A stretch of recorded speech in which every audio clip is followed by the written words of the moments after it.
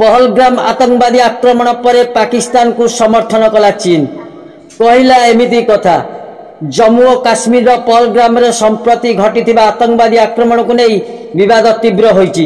यही घटना रे पाकिस्तान एक निरपेक्ष तदंतर दावी करिछि जाको चीन समर्थन करिछि। यही घटना भारत पाकिस्तान और चीन मध्य कूटनैतिक उत्तेजना को आहुरी बढ़ाई। पाकिस्तान प्रतिरक्षा मंत्री खाजा आसिफ कहते जे पहलगाम आक्रमण तदंत चीन और रूसिया परि तृतीय पक्ष द्वारा करा जाऊ।